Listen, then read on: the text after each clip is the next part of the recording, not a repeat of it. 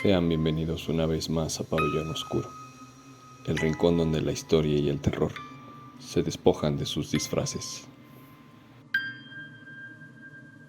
A veces nos reconforta pensar que el pasado se queda quieto, atrapado en las páginas de los libros o en fotografías descoloridas. Pero la física nos dice algo muy diferente. Cada grito de auxilio, cada susurro de agonía emitido frente a un micrófono se convierte en energía electromagnética, ondas invisibles que viajan por el aire, rebotando en el espacio, esperando el receptor adecuado para volver a manifestarse. En el invierno de 1954, 10 años después de que Andrés entró al manicomio, la mítica estación XEW, conocida como la voz de la América Latina desde México, era el corazón palpitante de un país que despertaba a la modernidad. Sus pasillos albergaban orquestas en vivo, risas y las voces de oro de las radionovelas que paralizaban a familias enteras. Sin embargo, cuando el reloj del pasillo central marcaba las 3 de la mañana, el edificio mutaba. Las luces principales se apagaban, las estrellas se marchaban y la frecuencia se entregaba a una aparente calma. Una calma que, detrás del grueso cristal de las cabinas insonorizadas con pesadas capas de corcho, escondía una frecuencia maldita. Esta es la historia real de Jacobo, el operador nocturno que sintonizó una voz que llevaba una década sepultada en el olvido. Jacobo era un joven operador de audio nocturno cuyo trabajo era considerado el más monótono y solitario de toda la empresa. Mientras la Ciudad de México dormía bajo el frío de noviembre, él se encerraba en la cabina de controles principal. Su tarea consistía en limpiar los cabezales magnéticos con alcohol isopropílico, programar discos de acetato con música instrumental suave para rellenar las horas muertas y, sobre todo, asegurarse de que la señal de prueba, ese pitido continuo y sordo que indica que una estación sigue encendida, no se interrumpiera. Jacobo disfrutaba del aislamiento. Decía que el silencio de la cabina insonorizada era su refugio, pero el oído humano no está diseñado para el vacío absoluto. Después de unas semanas en el turno de la madrugada, Jacobo comenzó a notar la densidad del aire. Las paredes de corcho, diseñadas para evitar que el sonido rebotara, parecían retener también una energía extraña. El olor a ozono provocado por los bulbos calientes de la enorme consola Ampex se mezclaba con una sensación de ser observado constantemente desde la oscuridad del estudio A, que era la cabina de grabación principal que se encontraba al otro lado del grueso cristal doble. El estudio A era una reliquia. Ahí se habían grabado las grandes historias de suspenso de la década anterior. Pero en 1954, la gerencia lo utilizaba principalmente como una bodega de instrumentos viejos y libretos archivados. Estaba protegido por una pesada cadena y un candado de hierro en la puerta exterior. Nadie entraba ahí después de las 10 de la noche. Nadie, al menos en el mundo de los vivos. Ocurrió la tercera semana de noviembre. La madrugada era inusualmente fría, al grado de que el aliento de Jacobo formaba pequeñas nubes de vapor dentro de la cabina, a pesar de la calefacción del edificio. Faltaban pocos segundos para las 3:33, cuando la atmósfera cambió. El calor de los bulbos de la consola disminuyó de golpe, y un penetrante olor de humedad y baquelita quemada inundó el espacio. De pronto, las agujas analógicas de los búmetros de la consola dieron un salto violento. Se estrellaron contra el extremo derecho de la escala, en la zona roja de saturación, emitiendo un chasquido metálico. Jacobo se sobresaltó. Revisó los monitores.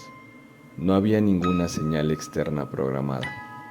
La antena emisora estaba transmitiendo únicamente el tono de prueba, pero las agujas seguían vibrando, como si alguien estuviera gritando con desesperación directamente en un micrófono conectado a su panel. Con las manos temblorosas, Jacobo tomó los pesados auriculares de baquelita y se los colocó. El dolor físico de la estática le hizo cerrar los ojos al ponérselos, pero lo que escuchó a continuación le impidió quitárselos. Entre el mar de interferencias electromagnéticas emergió una voz femenina, arrastrada, quebrada por el pánico, que parecía hablar desde una distancia infinita. La transmisión repetía una y otra vez la misma secuencia. El libreto cambió. El director cerró la puerta por fuera. Por favor, sáquenme del estudio A. El aire se está terminando. Jacobo se puso de pie. Congelado por el terror, miró a través del grueso cristal. El estudio A seguía sumido en la más profunda oscuridad. Encendió la luz de cortesía de la cabina de controles, proyectando un haz de luz que apenas lograba perforar el vidrio. No había nadie. El micrófono de pedestal seguía inmóvil.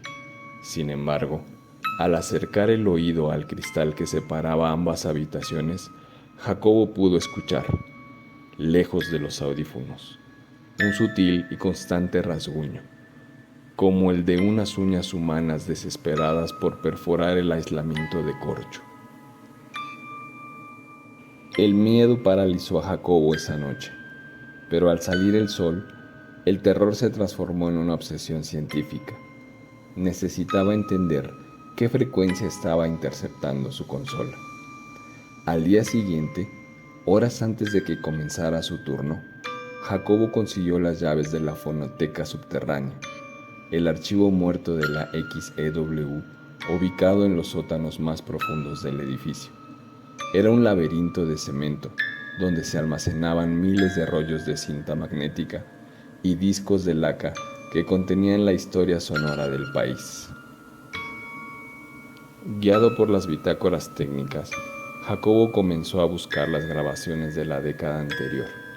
Su búsqueda lo llevó al año 1944, exactamente 10 años atrás, cuando lo sucedido en el Palacio de la Inquisición estaba tomando forma. En ese año, la XEW transmitía con un éxito arrollador la radionovela de terror más famosa de la época, El Pacto de la Medianoche. La producción había sido suspendida de manera abrupta y envuelta en un absoluto hermetismo tras la misteriosa desaparición de su actriz estelar, una joven y talentosa mujer llamada Elena Mendoza. La prensa de 1944 había publicado que Elena, abrumada por la fama o por problemas personales, había huido del país con su amante hacia Sudamérica, abandonando el contrato a mitad de la temporada. Pero en el sótano de la XEW, las cintas contaban una historia radicalmente distinta. Jacobo encontró el último carrete grabado, un rollo que nunca salió al aire y que estaba marcado con una advertencia en cera roja. Con el corazón latiéndole en la garganta, subió el pesado rollo a la cabina y esperó a que dieran las 3 de la mañana para reproducirlo en el sistema aislado. Al presionar el botón de reproducción, la voz de Elena Mendoza inundó la cabina a través de los monitores principales. Era una interpretación magistral. Sus gritos de auxilio, sus súplicas para salir de la cripta, eran tan reales que a Jacobo se le erizó la piel. Pero la actuación pronto dejó de serlo. En la cinta, el libreto llegó a su fin. Los efectos de sonido de la radionovela se detuvieron, pero Elena seguía gritando. En el fondo del audio, captado sutilmente por los micrófonos ambientales de la época, se escuchaba la voz áspera y autoritaria del director de la radionovela. Discutía con el técnico. El director obsesionado con lograr el realismo absoluto para el final de la temporada, había ordenado modificar el cerrojo exterior del estudio A, convirtiéndolo en una trampa insonorizada. La cinta registró el sonido metálico del cerrojo cerrándose por fuera y las risas del equipo técnico que se marchaba a pesar del fin de semana largo de noviembre, dejando a Elena encerrada en la cabina de aislamiento para obligarla a experimentar el verdadero pánico. Lo que el director no planeó fue que el lunes por la mañana la Ciudad de México sufrió un pequeño sismo que agrietó los sótanos y bloqueó los conductos de ventilación del estudio. Cuando abrieron la puerta, la cabina de aislamiento estaba vacía de cuerpo, pero las gruesas paredes de corcho estaban completamente destruidas, trituradas por uñas humanas que buscaron desesperadamente una salida que nunca llegó. La empresa, para evitar el escándalo y la quiebra, inventó la historia de la huida y selló el estudio A. Jacobo vio como una silueta pegaba su rostro pálido al vidrio, sonriendo de una manera inhumana, mientras la consola de audio comenzaba a emitir un humo blanco y denso. La frecuencia muerta no era estática, era el eco de la agonía de Elena, amplificado por los equipos de la cabina durante 10 años, buscando un receptor que finalmente la escuchara.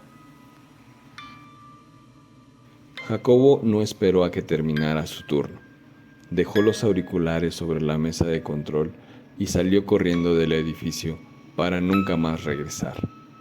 La gerencia reportó el incidente como un ataque de nervios debido al aislamiento nocturno, y las cintas grabadas de 1944 desaparecieron misteriosamente de los archivos semanas después.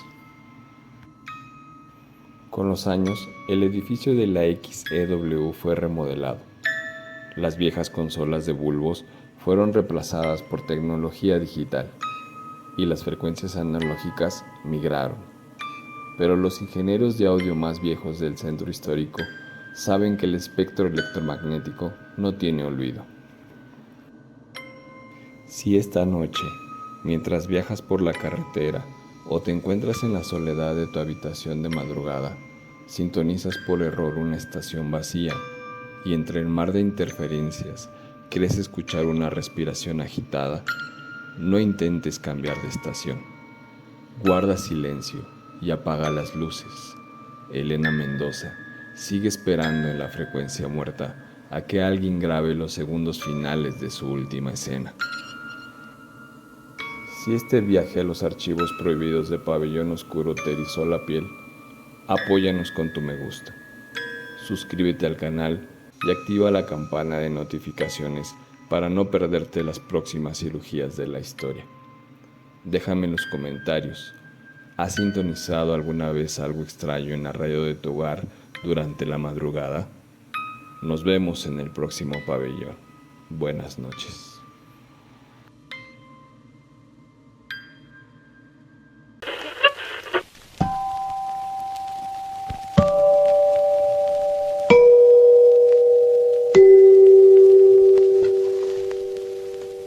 Buenas tardes, bienvenidos a su programa preferido, La Hora Azul del Recuerdo, transmitiendo para ustedes completamente en vivo desde la cabina de la XEW, la voz de la América Latina desde México, con 5000 watts de potencia efectiva.